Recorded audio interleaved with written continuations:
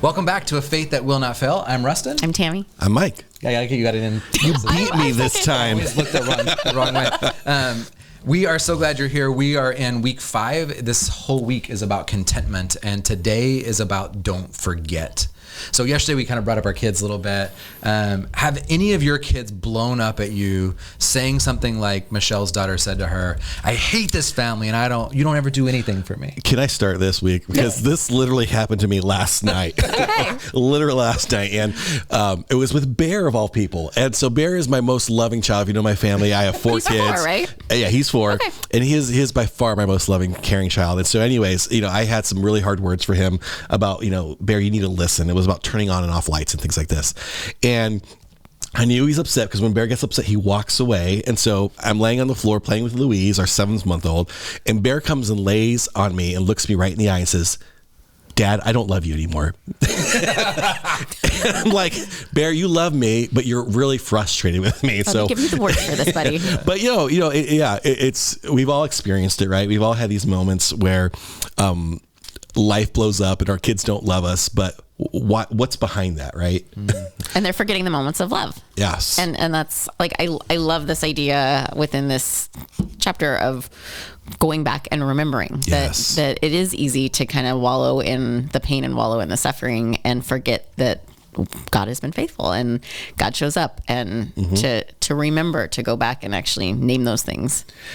One of my favorite lines from this week is, "Nothing causes spiritual amnesia like suffering." Right? And suffering can come 1,000 ways, and come like from correction. Like you corrected your son and it's like, bam, man, like I'm suffering. And now I have this spiritual amnesia. I don't love you. You don't love me. Our relationship's broken, right? And she uses the example in this of the Israel and Egypt and God and that whole movement out of Egypt metaphor about Israel's relationship to God. And then she names like 7 others where it's very biblical to forget. Like people, we are humans and we forget. Well, and that's why I find, it's so interesting. Like the word remember is constantly throughout the scripture, especially in the Old Testament and the Psalms. And it's remember, read Psalm 78. You can see the cycle of it. But, I love the idea of what God challenged his people to do. He said, go set up a pile of rocks, go set up this, and whenever you walk by it, remember. And it was this tangible thing for them to pause, to reflect, to remember what God had done. Because like my son, like us, we are all my son, right? When life gets hard or difficult or frustrating, God, where are you? You don't love me. We don't feel loved. Yeah.